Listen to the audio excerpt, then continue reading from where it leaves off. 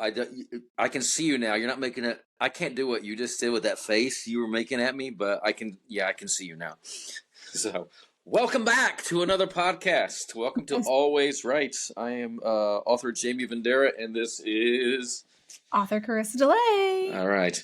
Oh, I didn't start it with my British accent, though. Oh, you didn't. I was going to try mine, but sorry. I can do crikey. That's about as close as I can Australian. get. Yeah, that's as close as I can get with this like Kentucky Crocodile accent. Dundee or something. Yeah, she be right, mate. Yeah. So because I spent time down there, so there we go. Really? So were the creatures pretty big, like the spiders and stuff? I didn't get to see any of them. I ate kangaroo sausage. Didn't get any Vegemite. Ew, you ate kangaroo? I didn't know it until after it was in my belly. So I'm not happy about it, but it was good until I knew. It could have been worse. It could have been human. That's true. I think that I wasn't in that part of Australia. So. Or in that part of Jeffrey Dahmer's lair. Yeah, no kidding. So today we're talking book covers. Put that in front of your face. I didn't see that. Which one are you did? Was that DNA? Oh, this was DNA. I honestly can't wait till we finish RNA. It's too much light from a ring light in here to see it. There we go. There you go. DNA. Are you working on RNA currently? Is that what you're? I'm working on 11 books currently at the same time. Oh, all right. I don't know. I'm going to let you choose what I need to finish because you're like the marketing manager. You're like, nope. I want the angels and aliens done, or I want DNA ties into RNA, ties into Siren. So we got RNA. Yeah, but then you also have mermaids and aliens. So you kind of need to work on that series and finish it. Well, that would be RNA, Siren, Dark Waters, and Mermaids and Aliens. Well, there we go. We've just decided which ones you're working on. All right, so I'll put off Spitfires, the last 6, and a couple others I got to finish, like Age of the Sigil 4. So yeah, because then you're going to put a big collab together and have a really cool book with all the symbols together. And exactly.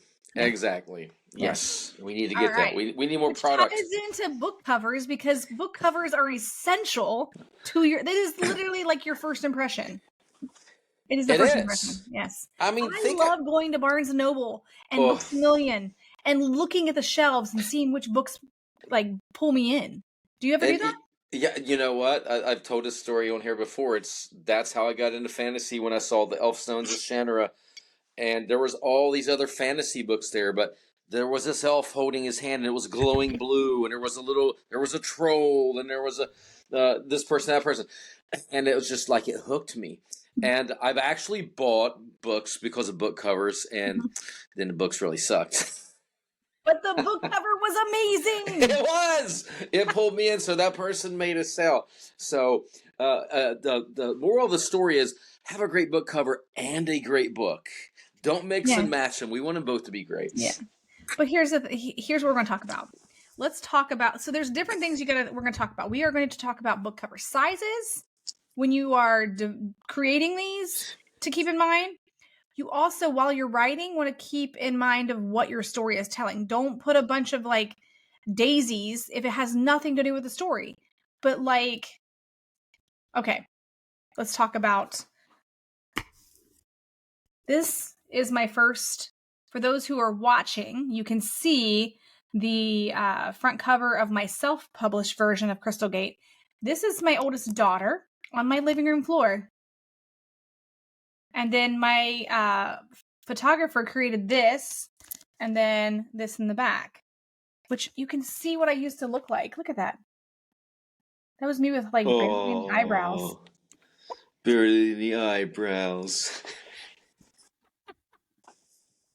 I think I got a few book covers where I chopped off all my hair. That's funny. And don't hardly have any beard. So this essentially is the end of the book. And you don't know that unless you've read it. And one of my friends, Jenny Massey, she came to me when we did this. She's like, that's the end of the book. You're giving it away. I'm like, unless you've read the book, you don't know that. She's like, oh, exactly.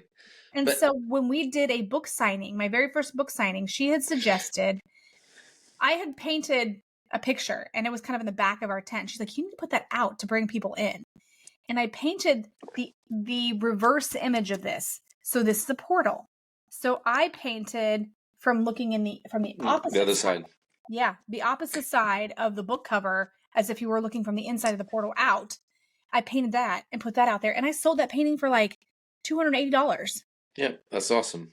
And I didn't sell it at first. I literally had it at several book shows and an art show type thing.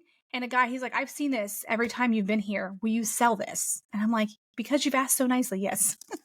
You know, you just gave a really good tip, though. You said, I put the end of the book on the cover, which authors don't. I mean, you can conceptualize your book cover, that's fine, but I wouldn't decide on a final cover until Carissa drops stuff. Well, Until, usually it's you. So I'm just like, I'm kind of tapping yes, into your we're energy. twins. We're twins. Until the book is done, because it could change your mindset on how the book is going to, like, even with the DNA, it was because this young boy is actually partial alien and he doesn't know it yet. So a case in point, and God rest her soul, I love this woman, Elizabeth Sabine, one of my vocal coaches. I republished her book for her. The first cover was with Hal Leonard, and it was actually cool. It had a microphone, and you knew it was about singing. But Elizabeth was in her 80s, and I wanted to make her happy. And actually, Anne McGee, my other partner for that book, we've talked about eventually redoing it anyway, now that Elizabeth has passed. But she's like, oh, I wanted to focus on me, which is fine. I got books with me with my face on the cover. But we did a picture of her, and she loves yellow, and she loves flowers. None of that has to do with singing. You only know it's a singing book because it says strengthening your singing voice. But in that situation, I love her and I wanted to make her happy. Yeah, it could have been a young pop singer or a rock singer with a microphone. In that book, there are tons of pictures of her. There's tons of stuff with her in it. And she's a celebrity. She was a celebrity coach. She worked with some really big artists. So it's all right that it's her brand and focusing on her. So having her face on the book isn't a problem. It's the fact that, we didn't go with a color that would suit that you're thinking about singing, or we didn't really have a microphone. We had flowers. So well, futuristically, if I would have been a part of that, I may have suggested using flowers, but having the petals have like music notes on them or something, or the staff, or like the music bars somehow like incorporate. Molly and I suggested this. It's really came down to giving her free reign to have the cover she wanted, and I was happy to do it. That's what she wanted, then do it. Yeah, but overall, and we're talking about a lady in her 80s. It's like, read the cover. Another one's like Flight 66. Well, for example, there's a cover that's nonfiction, and there is I'm branded. I have an app out. I use the Dr. Vox. So, and this was actually for the Dr. Vox book, so that's why that's it. So a lot of people know me as a coach. But a book like Flight 666, there's a plane, you see some fire, you see the skull, because this is a horror book. There's some crazy stuff going on this plane, and that's why we did that. So it was a horror book, something, and I'll let you take it over a minute. Age of the Sigil, the YA fantasy. It's based on these 4 sigils. A lot of it happens out in the forest with dragons and this and that, so that's the first cover for that. So you got to look at your genre. Again, with my books, we like to design covers that look like a movie poster you'd walk into the movie theater. Like, Age of the Sigil's coming out. There's the movie poster. So that's how we do this. It may be a little different than most people do, but in my mind, we were writing movie books and TV books. So like a movie book you could read in less than 3 hours. TV book you could read an episode or a chapter in less than 20 to 30 minutes. So, but it's got to suit your genre. It's got to feed the story. It's got to give some detail of that story. Well, detail or alluding to the detail. So, let's see. Well, even compare both of the covers. Yes, because that's the second cover to Crystal Gate. Yeah, so comparing these two, so they both have the portals.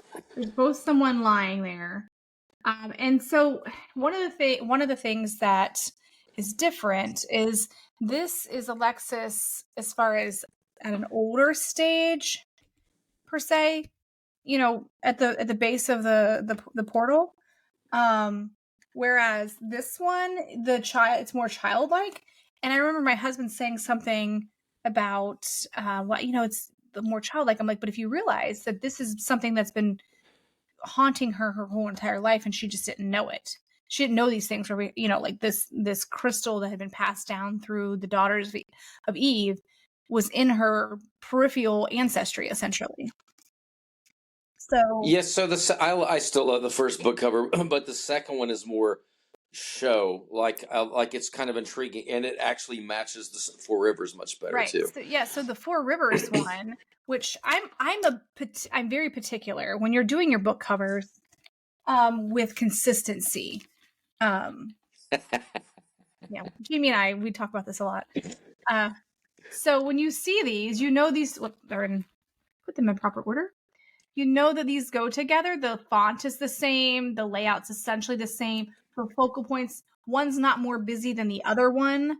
The color scheme is not exactly the same, but in the same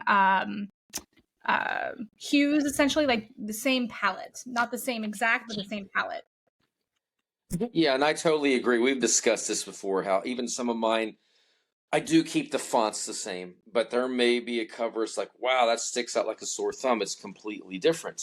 To me, Shifters and Shifters 2 is that type of cover.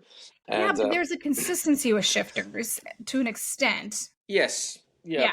With but the logo is the same, and like there is a somewhat of a consistency to them.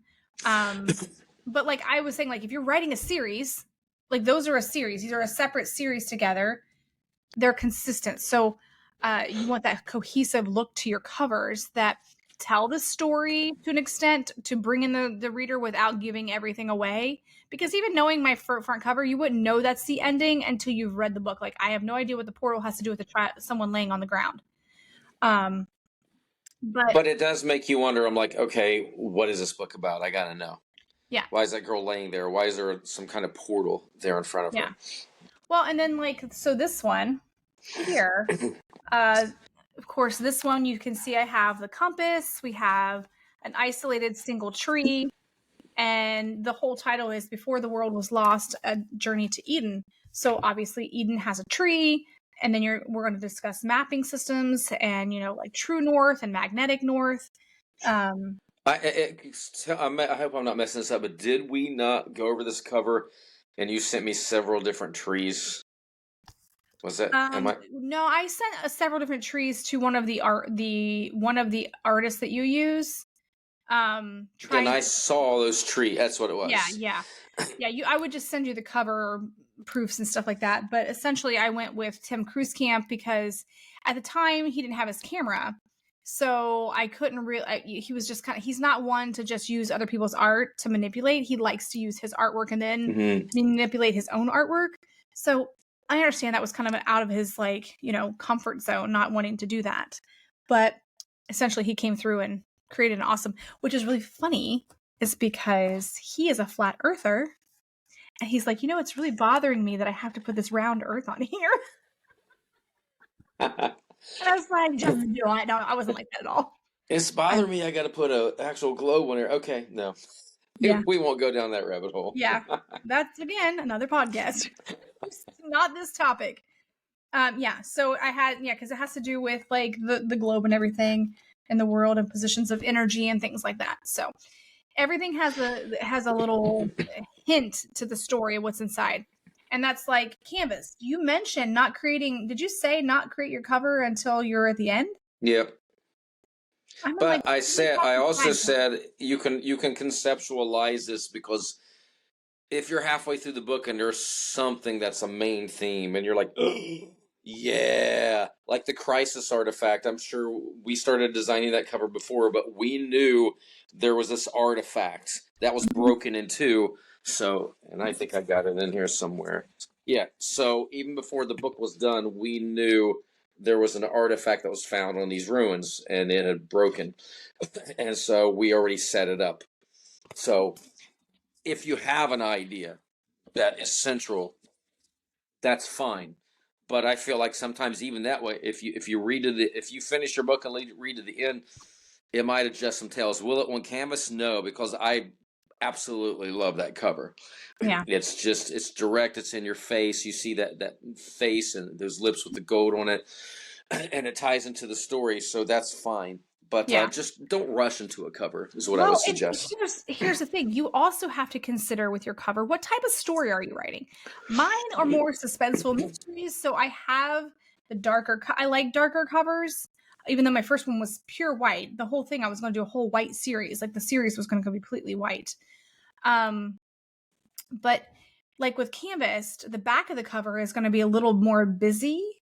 Tim created the artwork for that, and it's going to be on the back side with some of the words, but it's going to have a little mystery as far as what's in the story as well. But I'm writing mystery, suspense, a serial killer novel. This is not something you want for a children's book. This is not something you like. Anne McGee's. Her stories are set in different time periods. They're, young adult, more youthful. So her covers look more youthful. And even one of them is like a Scooby-Doo look to them because you're Yeah, like, the Marlette Manor books, the mystery books have that look, and they speak to that audience. mm-hmm. Mm-hmm. So you have to know your audience before you put that. Don't be like, I mean, and I've there's probably some amazing books out there that have been overlooked because of the cover. You know what I mean? Just because you're an amazing writer doesn't mean that's going to follow through with your cover work. So you have to find someone who can translate what your story is about onto an image. You know what I mean? There has to be a relationship. Like you have a relationship with Molly and Daniel that you create covers with all the time. I have a relationship with Tim. Tim can get in my head. You have to find that person and don't be afraid to say no, because I use Daniel for my interior work to lay out. He does a great job with my layout, but I don't communicate well with Daniel when it comes to what I'm trying to get, or Molly with what I'm trying to get, because I already have the image in my head. Yeah, and it doesn't necessarily mean it's that connection that Yes. that's why I use them. They do phenomenal work on your books. Yeah, and like, and Daniel knows this. Like, he's like, "Oh, do you need me to do any of your, nonfiction?" I'm like, "No, I have my circle. Molly knows exactly what I want. She's working on, like, even other authors like the Ian Lang books. She's redoing those as we speak, and she did the original, but we're going deeper. And you actually inspire me with updating those as well. Daniel does my 7-Eleven, my fiction." Mm-hmm. And he knows what I want. It didn't throw me for a minute because he's getting better, but even like Angels and Aliens and Mermaids, which will tie in Siren series, the DNA series, almost looks like a cartoon. And I'm like, have fought him on this for a minute. And he didn't grab an image. He literally rendered and drew these. And that's how they came to be.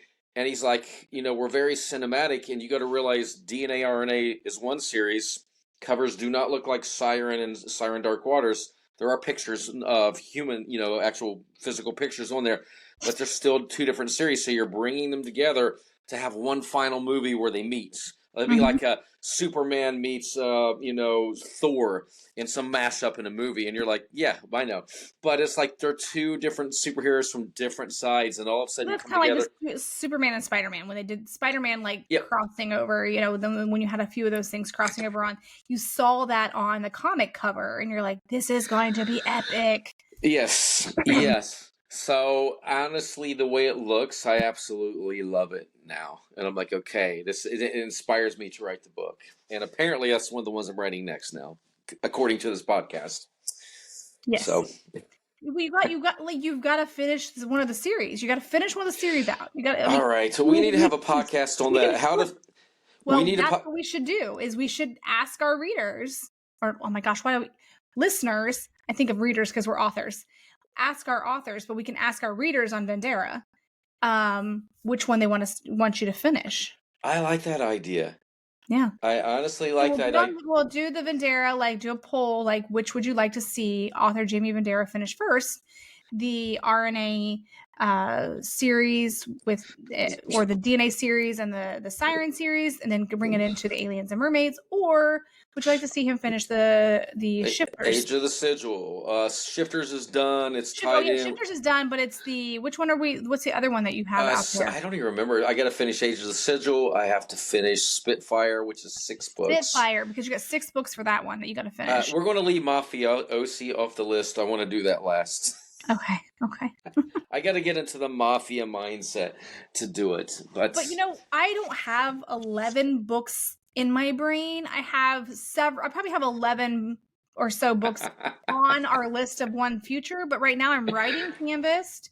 But then in the process of writing Canvassed, I've decided to write the next book I'm going to write is the my aunt's story. Remember we talked about that. So Which I'm is already nonfiction. Yeah. yeah, that one's a nonfiction and would tell the story of my aunt's murder from a serial killer. And I've already been thinking about the cover because at the end of this book, this serial killer novel, I'm going to put a little snippet with a picture of my aunt, who she was, a little bit about her, and to look forward to this book coming out next. And so I want to have that already prepared. So in my head, me thinking marketing wise, I'm already marketing the next book through this one. That's smart. I mean, But you go to Kindle, and that's another podcast. And I've done that in the past. Always, because you can always update your Kindle. I mean, you can grab your file, you can update it, you can push other books so that they buy more in your series. So yes, market. yeah, so be thinking of like, and so I know you say you wait till the end, but if you're thinking at the beginning, write those things down. Like, here's an idea, or here's an idea. Don't hesitate with work, because Tim and I have been working on cover stuff for quite a while, even though the book's not done. Because I want, while the book is being edited and going through the construction mode after writing, I want the cover to be pushed and like coming soon. Well, Carissa, too, I'm saying that, but then people can go to Vendera Publishing and click on 711 Press, and you see 11 book covers that are not released, that are not out yet. But you're thinking like your very beginning one. Once you do a series, it's different because you're going to have somebody that's because I've already conceptualized where they're going. Right. I'm just saying, don't rush into it. If you have a great idea, yes, write it down. You can work with a cover designer. But let us sit there as you're writing the book, and as soon as you're done and it's off the editor, relook at that cover and be like, man, I wish I would. You might have been like, I wish I would have had a pencil sitting on this table, because it is so important to this story. People won't get it till they read the book, but that lone pencil sitting on that table would actually set it off, because people are like, why is that there? Little details matter to me. Well, and by the time we drop this episode, I'm going to have on the website, if you need a book cover, you're just looking for a book cover, I'm going to have the information for Daniel, information for Molly, and the information for Tim, as well as myself for any kind of reach out. Like, if you need help, we can help you. Like, obviously, we can have a small fee for the services that you may need, or we just may have free advice for you. Absolutely. But we're going to have a little section on Vendera Publishing. So if you go to www.vendera.com, or no, it's venderapublishing.com. Publishing.com. Yep. Yeah, you go to venderapublishing.com. You can click on one of the links for the Always Right podcast, and then down there we can have stuff for you to kind of like, you have questions or anything about book covers, you feel free to ask us those questions. Absolutely. So something I want to also further on with book covers is not only the imagery, but say you decide to not go with an artist. Say you're an artist yourself. Like, I'm an artist. Even though I work with Tim, I designed this one back here, but he designed the back of my cover. I'm not going to design the complete layout. It's not my thing currently. But I'm going to take that cover, send it to Tim, and have him coordinate the cover he mixed for the back. And once we know how many pages I have, then he'll combine it together to create the spine. Yeah, well, you're talking print book too, because that's anybody can learn it, but that's a whole nother skill set. If you're doing just Kindle or Barnes & Noble ebooks, a front cover may serve you fine. Right. But yes, if you're getting into print, it's... Now we're getting into print. And we probably that's another podcast we'll be covering, and I'm sure we already have talked about traditional... it's on the list, talking about the print. But the thing is, with the book covers, you have to use high resolution pictures. Recently, when I designed the volleyball program for our daughter's volleyball team, I remember.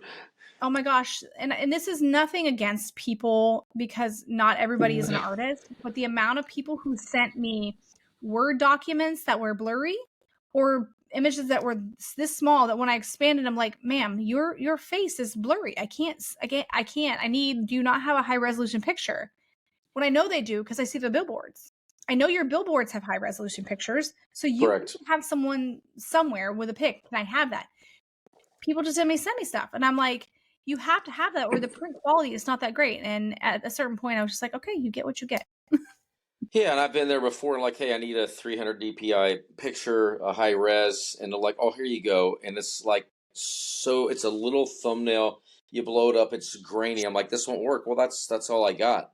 Mm-hmm. And I'm like, you transferring me a picture to my cell phone does not work.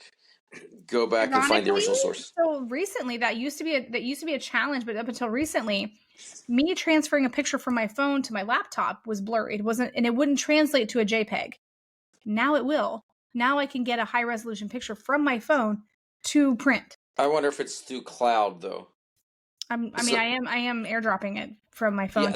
Yeah, that's it. But it's from my camera roll, so it's whatever.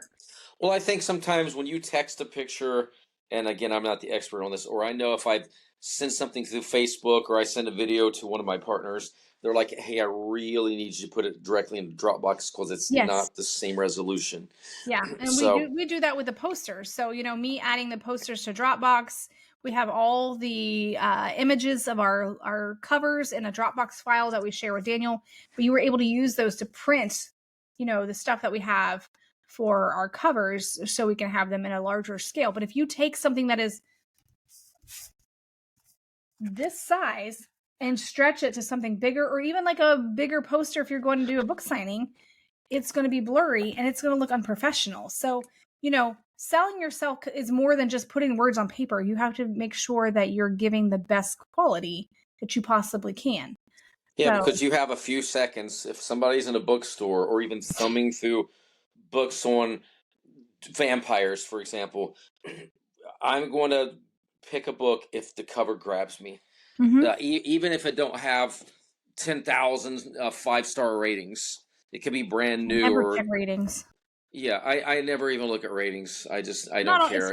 Especially on Amazon, I don't follow. There's so many trolls that get on there, like competitive authors that want to downplay another author, or your ex nemesis from high school wants to like put stuff on there to make you seem like you don't know what you're doing. People do that. Yeah, all the time. I've had it on Raise Your Voice, which is sold thousands and thousands of copies. Somebody gave it a 3-star and said, horrible book, 400 pages long, only 30 pages of useful information. I don't care. Don't bother me. Right? But I had some students that flipped out. But the positive is they got 30 pages of useful information, so it doesn't matter. Well, no, that's not true, because some of my students ate him up. I said, leave him alone, and I got on there, and it wasn't even a verified purchase. It said, I know this guy's lying because it's not a verified purchase, but more importantly, I put 32 pages of useful information in that book. And I laughed, and my friends and my students were like, what? Why? Why are you saying that? Why aren't you mad? Who cares? Yes. Who cares? No. And then the thing is, when I do see reviews, most of the 5 stars in the beginning are all your friends and your family. Yep. Although, ironically, I've had a lot of friends and family not review my book when I'm like, can you let us review it? Like, what? I just don't know what to say. I'm like, say you love it. Yeah, exactly.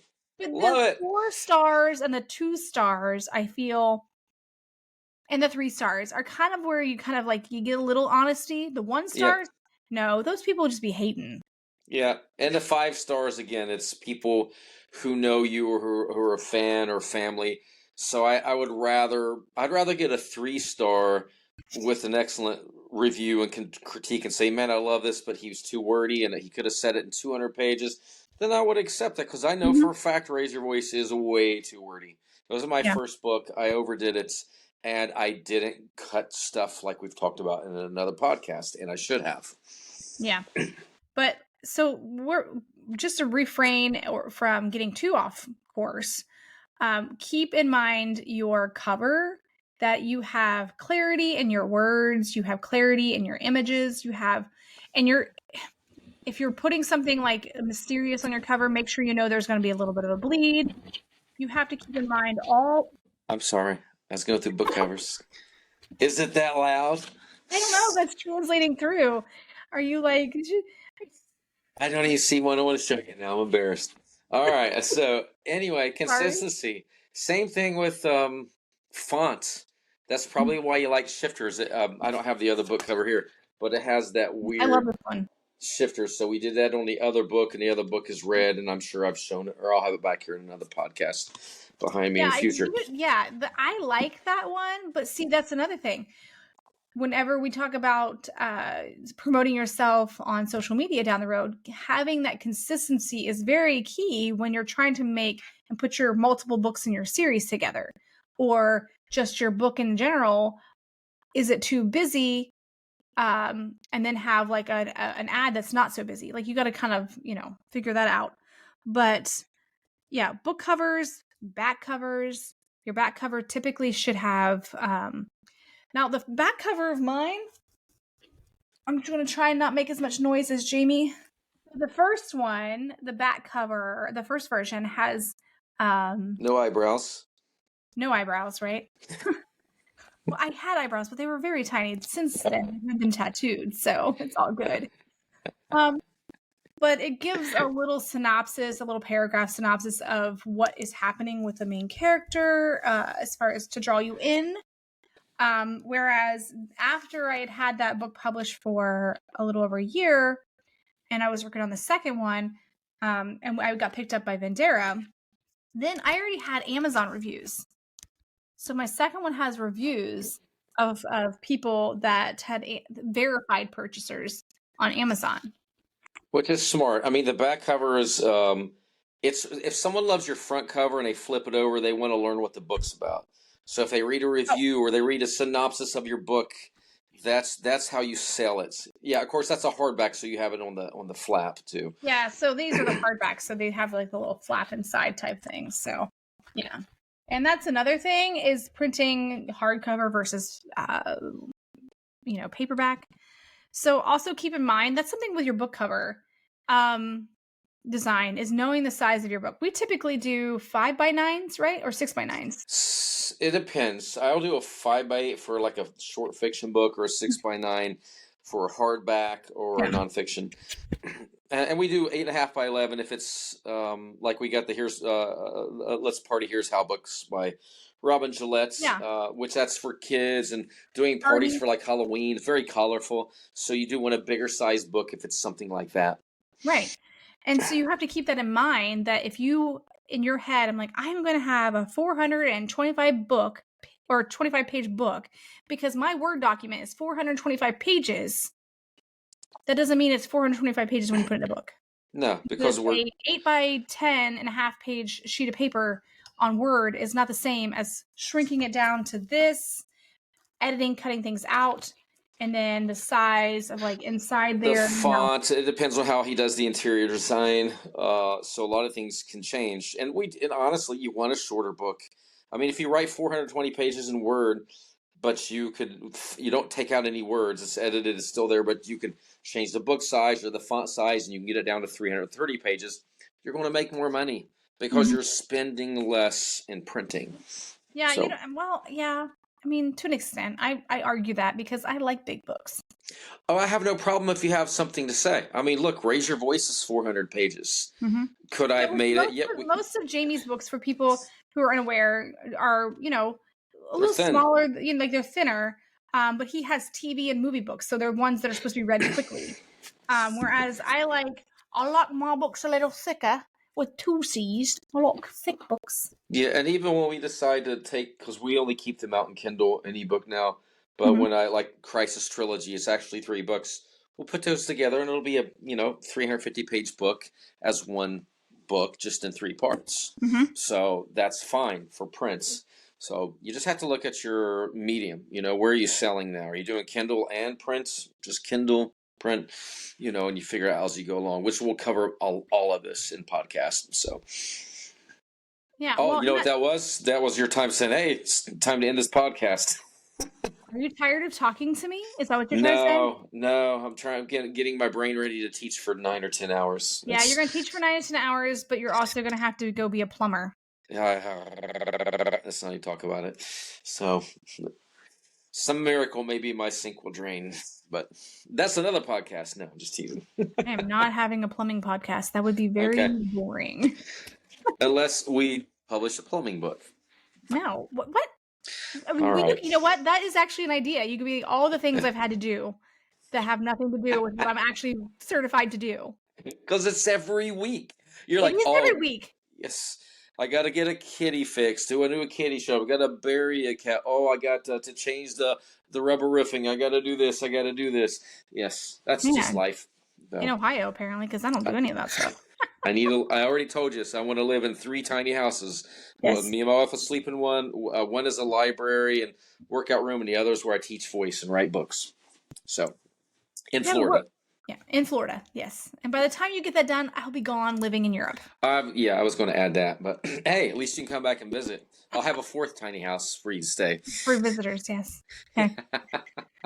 All right. Well, so we went over as much as we possibly can with book covers. We'll get more into the book interiors in another episode, but hopefully we've helped you with kind of like thinking about your book cover as you're writing, or if it's not a book, thinking of your album covers when you're writing your. Sorry, this is gonna be a little bit longer. I did design a CD cover one time for someone. Huh? I don't know if I ever told you that. No. Oh, it was awesome. Yeah, it was really cool because I'd never done that before, but it was one of these things that like was trifold. So like there was the cover and then there was the interior, and then all this stuff. Yeah, it was really good. Then I should have you design my thumbnails for the singles that we release. Hey, I would totally do it because it was so much fun. Like, I mean, I did most of it just digitally with stuff, but it was a lot of fun creating his CD cover. It was called Blood Moon. So Morgan Washam, very talented artist. Cool. Yeah, he was always very great with the community stuff. Like, hey, we got this community event coming. You want to come play with your peeps? And he was great with it. And he's got a great voice. But yeah, so I got to do that cover. It was super cool. But like when you're designing your artwork for anything, whether it's poetry, whether it's, something short, whatever you're designing cover wise, think of what's inside. Exactly. Does it tell you what's inside? Is it portraying to the person, this is what's inside, so you get a taste and you get like the craving for more, like, am I going to want to open this up, or is it being like, this looks stupid? You know what I mean? So. Nope, I dig it. That's definitely, you want to give them a peek so that they want to buy it. Yeah.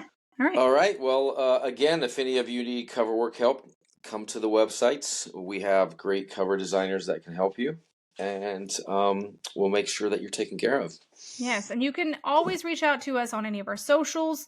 Always Write Podcasts on Instagram and Facebook, and then we also are going to have our YouTube channel up. Probably by the time you're listening to this one, it should be up with some of the episodes, and you can comment there. But you can also email us at alwayswritepodcast@gmail.com for any questions, comments, or upcoming episodes that you'd like to hear about. So please reach out, and we'll talk to you next time. And thank you for listening. I am author Jamie Vendera. And I'm author Carissa DeLay. See you in the next podcast.